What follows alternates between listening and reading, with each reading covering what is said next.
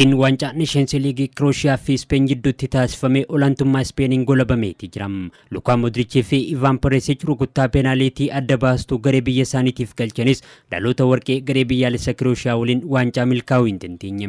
Marsaa walakkaa xumuraatiin Croatiaan garee biyyaalessa Neezerlaandii kuffisuun xumuraaf kan dabarte yoo ta'u, Spain immoo Xaaliyaan kuffifteetii xumuraaf kan geesse. Tapha xumuraa halkan edaa Neezerlaandii Rooterdaamitti gaggeeffameen immoo Spain Croatia mo'achuudhaan yeroo jalqabaatiif waancaa UEFA Nations League injifatteeti jirti. Taphichi daqiiqaa idilee 90 fi dabalataa 30 keessatti goolii malee xumuramuu isaatiin peenaalitii yookiin rukuttaa adda baaftuun murtaa'us taphattoonni Croatia rukuttaa kenname keessaa lama dhabuu isaaniitiin Spain rukuttaa peenaalitiin injifachuudhaan shaampiyoonaa dorgommichaa taateeti jirti. Taphataan Real Madrid Dani Carvajal rukuttaa maayyii kenname gara goolitti jijjiiruun injifannoo warra Spain mirkaneesseeti jira. Gama Spainiin taphataan sara ittisaa Manchester City Laporte peenaalitii milkeessuu baatus goolii egaa Yuni Simon rukuttaa lama qabuudhaan Spain abbaa waancaa akka taatu gargaareetii jira.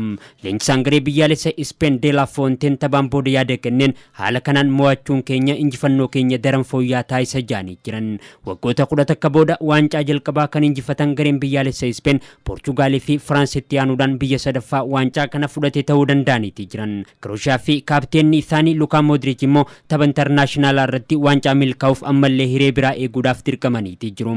Waltajjii garaagaraa irratti waancaa shanaffaa kan injifatan gareen biyyaalessa Spain kanaan duras bara 2010 waancaa addunyaa akkasumas bara 1964 bara 2008 fi bara 2012 immoo waancaa Awurooppaa injifachuun isaanii ni beekama. Taphataan sare jidduu garee biyyaalessa Spain Rodriin kan kilabii isaa Manchester City waliinis waancaa 3 fudhachuudhaan bara dorgommii seena qabeessa dabarsee taphataa cimaa dorgommii Nations League bara kanaa ta'uudhaan badhaafameeti jira. Croatiaan seenaa isaanii keessatti yeroo lama tapha xumuraa irratti injifatamuu isaaniiti. Waancaa addunyaa bara 2018 irratti haala wal fakkaatuun mo'amanii waancaa dhabuudhaan sadarkaa lammaffaan kan xumuran hoggaa ta'u, waancaa addunyaa 2022 Qatar qopheessite irrattis sadarkaa sadaffaa qabatanii xumuruun isaanii ni yaadatama. Yeroo shan Real Madrid waliin waancaa Champions League Awurooppaa kan injifatee urjiin Croatia umrii waggaa 37 Luka Modric immoo bara 2018 taphataa cimaa addunyaa jedhamee badhaafamuun isaa ni yaadatama. Leenjisaan Croatia Zlatko Dalic Luka Modric akka garee keenyaa waliin turuun barbaada jechuudhaan inni nuuf taphataa baay'ee murteessaadha jechuudhaan dubbatanii jiran. Leenjisaan Spain De La Fuentenis Luka Modric ilaalchisuudhaan yaada kennaniin taphattoonni ciccimoon gonkumaa tapha akka dhaaban waan hin barbaanneef tapha isaa akka itti fufu abdiin qaba jechuudhaan dubbatanii jiran.